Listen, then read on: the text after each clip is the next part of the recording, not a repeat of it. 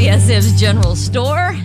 Curt Durnall, Mark Raper, Bill Williams. I'm Sheila Stephen, and it's great. It's great to be back for our second edition of the podcast. Right. Although, if we again have been together for 20. That's right.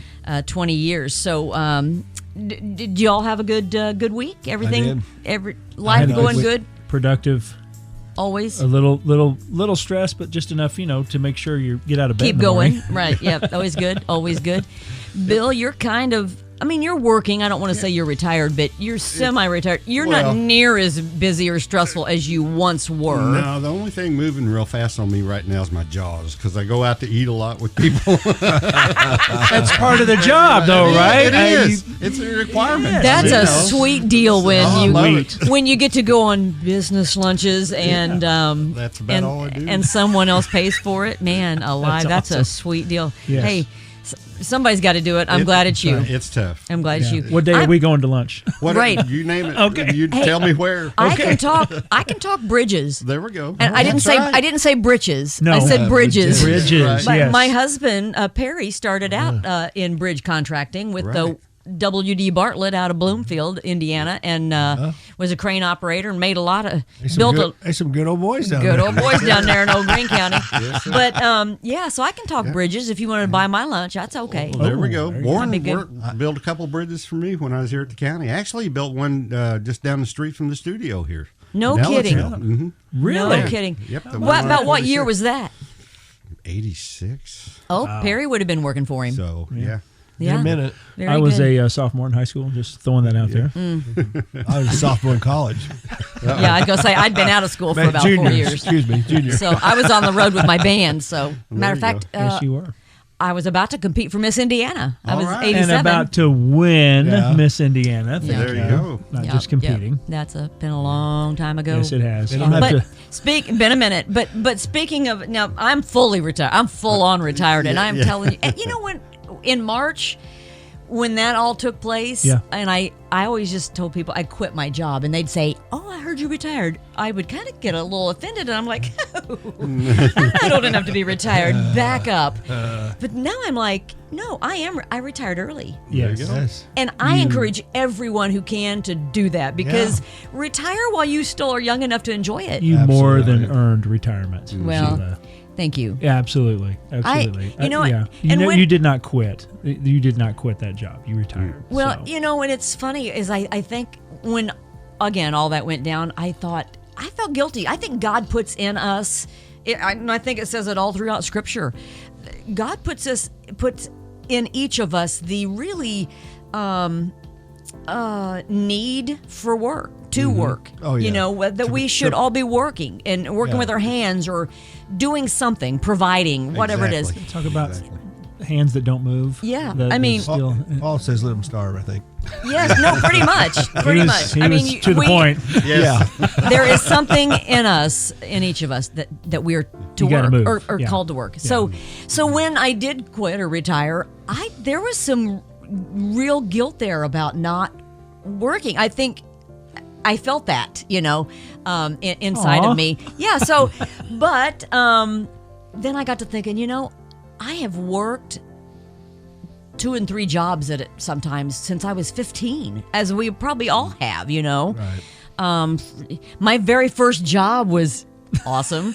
I worked at the gatehouse at Riddle Point, Lake Lemon here in Monroe County. Very nice. And took money there at the gate, when they were going down. It was still a public beach at that time. Yeah. Jim Ratliff was my boss. Loved working there. That was my first job. But, from there I worked retail. I waited tables, which I think I was probably better at that than I was anything, including performing and all. I mean, I loved waiting tables. Well, you have to be a performer, really, to get to know people, wait the tables. And I took a lot of pride in that. Man, I loved waiting tables. Yeah. And then, of course, the band and music, and then the radio. And greatest job ever, though, is being a mom, for sure. I was gonna say, that's you still have a job. Yes, always. Yeah. But what was your first job? That's what I was going to ask. Let's go around and. No, you know what? I never start first Bill with Bill. So he can't copy this time. He's copying all you guys. Right. You go. What's your first job? I was a caddy at Bloomington Country Club years ago. Nice. When really? I was about 10 years old. No kidding? How about that? And you're on that movie, that Caddyshack movie? No. No. We came close, but it was... Did you guys have Did you ever say Noonan? Maybe he did. That's why he's not a caddy anymore. There you go. Did you guys have a groundkeeper? It was called Carl. No, Rodney. No, Rodney.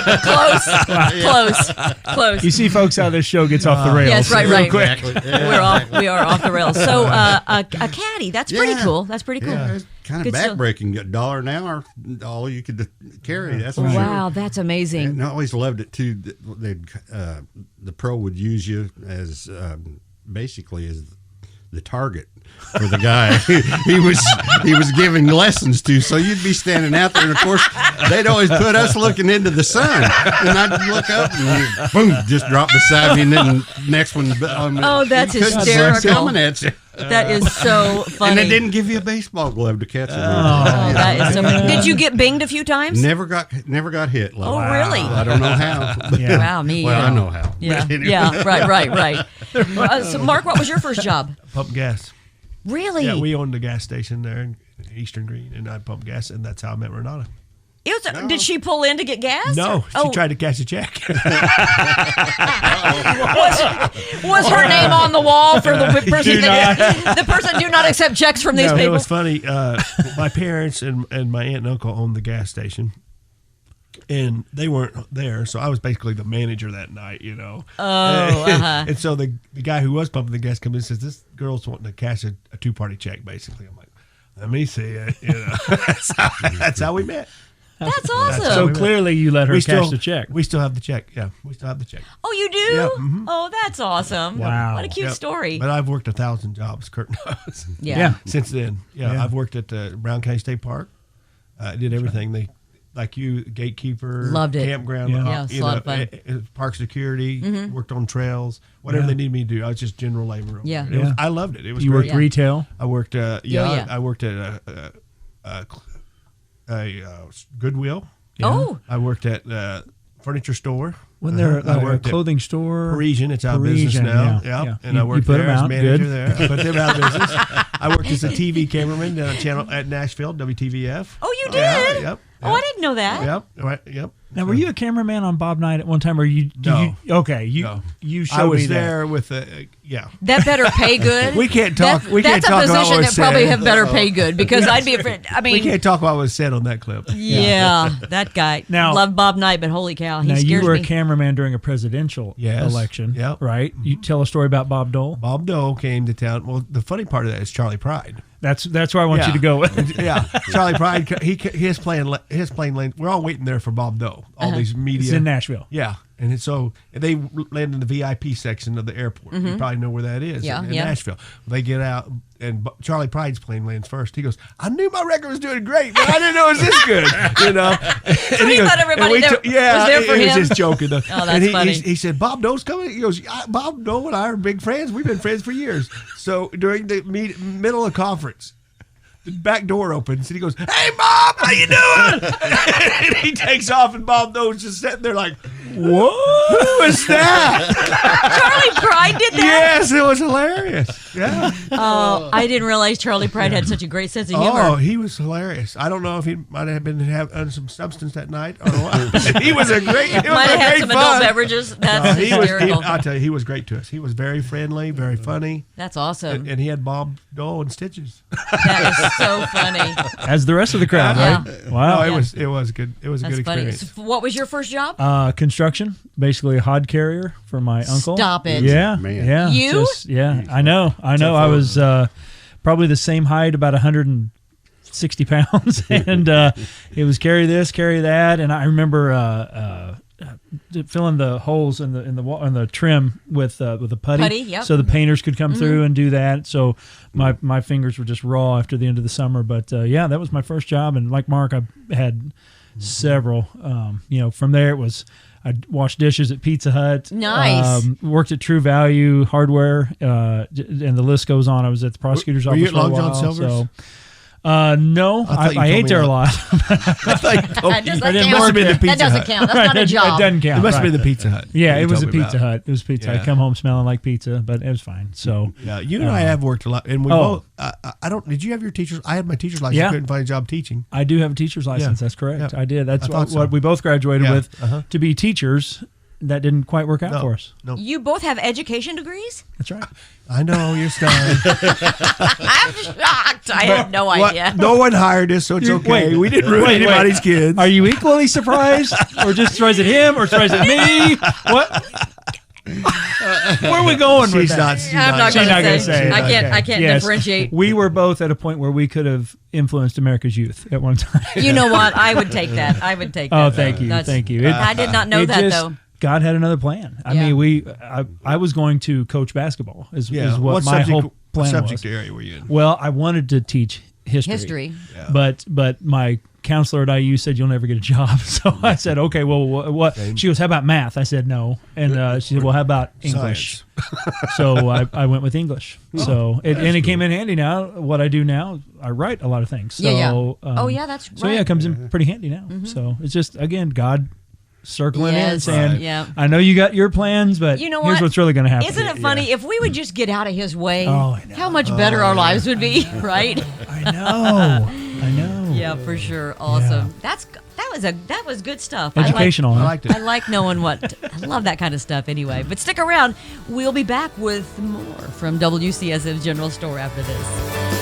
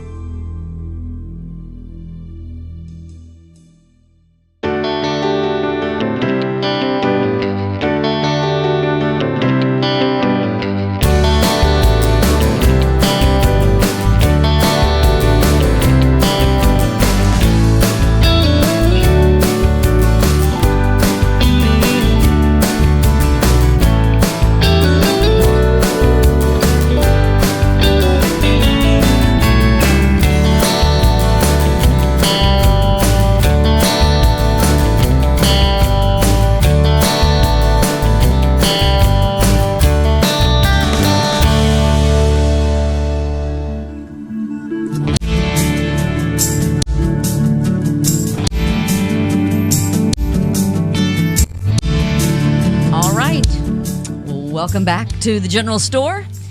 And you guys have been really, really nice. Uh-oh. We have? Which is rare. I was going to say, that's really out of character. That's very out of character. You have all been very, very nice not to point this out. What is it? So what? I know, right? What is it? See, your nose is over there. I can't. That's probably why. From this angle, I can't see it either. Right. Yeah, no, it's because you guys have been. It's just plain as nose on my face. Exactly. But I do want to, someone might want to know, what is that on Sheila's nose? Hey, we don't want to be nosy here.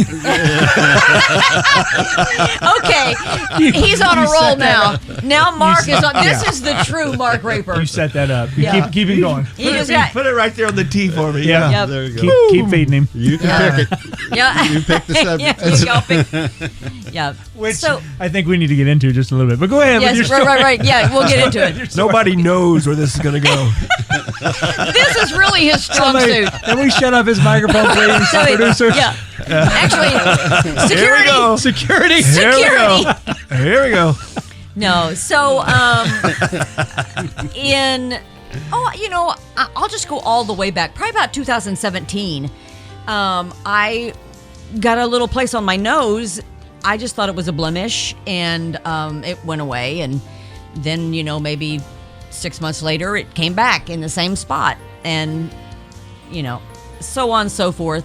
until about 6 months ago, it came on again and didn't heal. It would not heal, would not go away, and looked worse than it had since I first noticed it, like I said, in about 2017. So I went to my primary care, and she referred me to a dermatologist, and they did a biopsy of it in mid-September, and the results came back.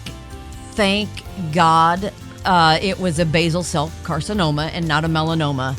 And basal cell is really the most common type of skin cancer. A lot of people have had them. And it was really crazy how many people, friends and people I know, has had them over the years that I had no idea they did. So that was comforting, for sure, when I found that out. But so that's what this is. So basically I went in and had it's called a Mohs procedure, MOHS, where basically they go in and they call them slides, but basically they go in and take a slide or a section, a very small section. It's amazing what they can do. It's unbelievable. With scalpels, and just take a very thin, slice. Yeah. And then you wait in your room maybe for an hour, because they've got the lab right there. They go and put it under the microscope. They treat it. They've got a machine in there. The nurse was telling us all. It was so cool. But they actually have a machine that basically cuts it even thinner than what they do with the scalpel. I don't know how they get it. Technology is incredible. Yeah. But that way they can see the cancerous cells, and then once they get to that very bottom layer of it, if there's still cancer being seen there, they'll come back in for another slide. Yeah. So that's what I went through. They ended up having to take 3 slides, so they didn't have to go larger than the initial wound, but they did have to go deeper. And which is good for healing, I guess, because they can close it up with sutures, and hopefully the scarring won't be too bad because it wasn't a large space. But I'm kind of an anomaly. I'm a little bit of an oddball when it comes to medication, and they could not get me numb. And it was very traumatic and very painful. I felt everything they were doing. And I even told you this. And plus, they came back 3 times for more, which makes it even worse each time, right? And then your mind's like, oh, I can't go through it again. And right. It's just really traumatic. But between the second and third time, I was in the room by myself. They had sent my husband to go get a Valium for me, because it was for me. No, he probably needed one too at that point, because it was so traumatic. He just went to the Valium store. Yeah, no. This. They'd written me a prescription for it, and I didn't take it. I'm like, no, because I do have kind of adverse reactions, different than a lot of people have. Sure. And I've never taken one of those before, and I was scared to take it because I didn't know how I would react to it. And so they told him, because it was so bad they could not get me numb, go get that. Maybe that'll calm her down enough, at least for us to get through the procedures or whatever. So I was in there by myself. They were looking at the second slide. Unbeknownst to me, they were getting ready to come back in for a third one. And I was, at this point, having anxiety. They put a blanket on me. I was shivering, anxious, almost like having a panic attack kind of. Sure. And I just started praying. I just started praying out loud in that room by myself, and just God, please be with me. And I said to him, God, just please give me your peace. And I get cold chills right now thinking about it. I got this warmth come over me from head to toe. I just felt warm, and my shaking stopped, just like that. And I'm not making that up. I know that sounds crazy, but he just did. And I encourage people, when you're going through something like that, don't pray for peace. Pray for his peace. There's a difference, you know what I mean? Yeah. And so I prayed for his peace, and it did calm me down. I had to go through a third one, but I think getting that, at that point calmed down probably helped a little bit, me getting through. He got me through all of it, because it was crazy. But anyway, so I'm on the other side of it. They were able to get all of it. Praise God.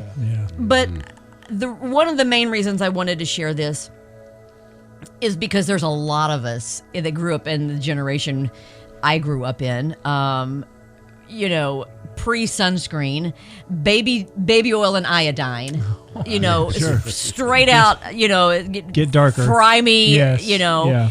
And of course I'm kind of fair skinned too, and I got burned a lot when I was younger, and which they said that's what causes this. So get checked, get your full body checks, get into a dermatologist. Yeah. If you can't get in, I know around here it's kind of hard to get into our dermatologist. Yeah. Go to your primary care, let them have them get you a referral. They'll get you in a little bit quicker, but get the full body checks. That's right. Nothing to mess with while basal cell carcinomas are easily treatable and good results. They are very common, and you don't want to let them go because it can damage your skin to the point of changing your appearance or plastic surgery to correct things. And sunscreen, and not just when you're out tanning or when you're walking out from point A to point B, sunscreen. The sun shining in your vehicle window, sunscreen. I mean, we should be putting sunscreen on. Going to outdoor sporting events. Sunscreen. Yeah. You don't, I think, and that was kind of me. I was like, well, I'm not sunbathing. I don't need suntan. Right. No, you need sunscreen at all times. I was saying. Vitamin D is good for you. And you can still put sunscreen on and get a dose of vitamin D, a good healthy dose of vitamin D outside. But that's just kind of my PSA now after having gone through this. It is good advice. Yep. You should. I've been told you should see the dermatologist at least once a year. Once a year, right? Yeah. So, for sure. And of course, the nurse. Last time I was there, I see my dermatologist once a year. But the nurse said the dorkier the hat that you can wear, the better. Yes, the better. So I mean, not these cute little baseball caps that we like to wear. Get them. Right. I know some people that are going to be cancer free. Yeah, so with the dorky they got people, dorky hats, and they're not going to have a thing to worry about, right?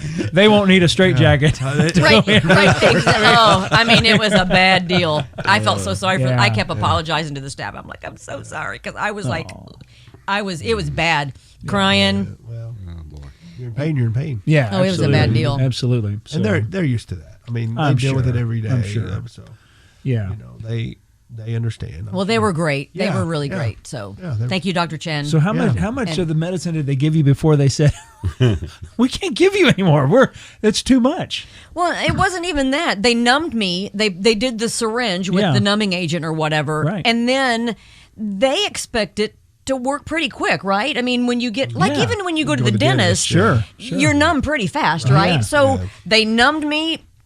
A few seconds, she was in there cutting, and it was not numbing like the whole time. Like it never did really numb. And then, of course, then they go in for the next. So then the next time they come in and they're like, you know what, we're going to try something else because the needle hurt too, right? And now you've got an open wound. Right. And so she was like, you know what, we've got this, it's like a freeze spray. I don't know if you guys have ever used that. Have you ever had where they freeze? They numb it? Yeah. They've taken some things off. Yeah. Yes, and they numb freeze it first with the freeze. Yes, and then they do the needle. Yeah. We're going to do that. Well, she sprayed that right in the open wound. Oh. And then... It's like putting salt. I was going to say, that hurts even on no wound. Yes. And so, and they were trying to help me. I wasn't upset about it. They were trying to help me. Right. And then, so by the third time... Luckily, this particular... Have you guys... First of all, back up. You guys have ever been to the dentist and put the gas mask on where you... Lori does. I don't... Oh, it's so awesome. I keep trying to get them to send me with a bottle because it's like... Whoa, yeah, baby. Feeling no pain. Oh, it's so good. It's so good. And then the minute you take it off, you're totally sober. You know what I mean? It's so amazing. But that...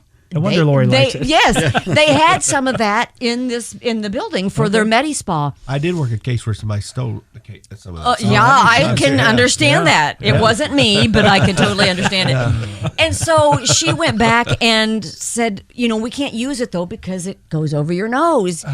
So one of the lead doctor said, no, I think we've got a way to do it. There's a way for her to have an apparatus in her mouth and that she can breathe it in through her mouth. Okay. So, I mean, you should have seen me. It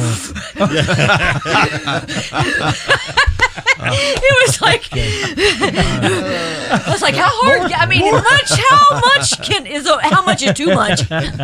And it made me foggy, but I still could feel it. But at that point, the doctor, God love her, she was like, I got got to just go in and get it. Because at that point, it was the last slide. She could see that there were only like 2 little bitty spots left. Yeah. So she was like, I just got to go in and get it. I just got to get it over with.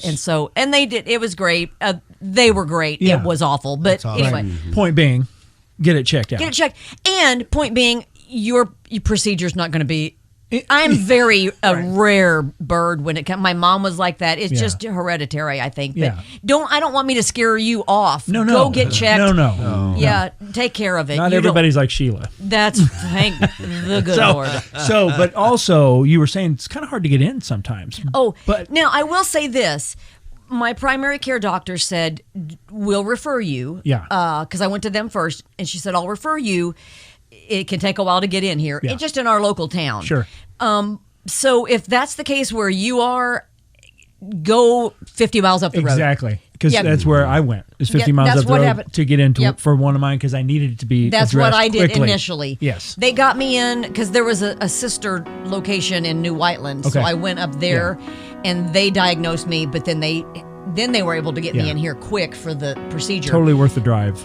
Go where you can get in faster. Don't just go, if it takes that long. No, I'm not going to do it. No. Got to do it. You got to take care of it. Absolutely. So, very good. Well, thank you for letting me share that. Thank you for not making fun of me. I appreciate it. What? Yeah, right. Okay. Thanks. When have we ever made fun of you for being anything?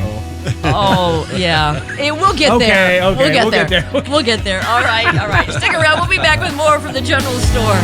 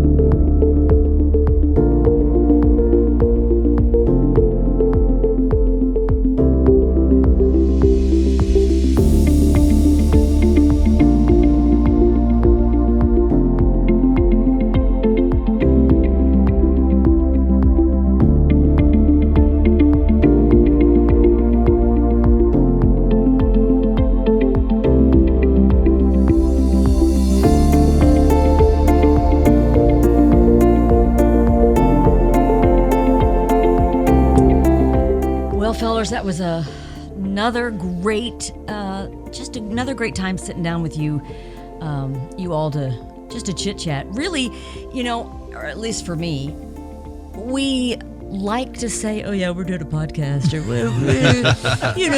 how did you know how I said that? I know that's how you say it. You do that so well. I know. You really do. But then it's like, great imitation. We like to say that we want to help others, and we're really doing this because we just like to sit around and talk to each other. That's really what it's all about. And if we can help other people, then who doesn't like to come to the general store and sit down? Right. There you go. Pop a Coke and eat popcorn or peanuts or whatever, and have a good time. So we do hope that we can build this thing, right? We feel like God is leading it, and so we hope that you will share the podcast with your friends, share it to your socials, tell your friends about it. However it is you want to get the word out for us, we would love it so much if you'd share this. But anyway, so be sure to share the good news with all your friends. And, if you'd like to get involved and sponsor WCSM's General Store, we'd love to have you on board. That's right. So you can reach out about that as well. We're always looking for great partners in spreading good news. And really, before we sign off, that is really kind of the idea behind this. We talk a lot about missing Mayberry, and not just the television show, but the treating people. What the show Mayberry represented. That way of life, being good neighbors, and being honest, and having character and integrity, and those are the kind of things that we really want to talk about and kind of exude here on the program. So that's kind of what we're looking for. So if you want to be a partner with us in that, we'd love to talk with you. So absolutely. So that'll kind of wrap up this edition, and we'll be back hopefully next week for another edition of WCSM's General Store. For Curt and Mark and Bill, I'm Sheila. And thanks for joining us.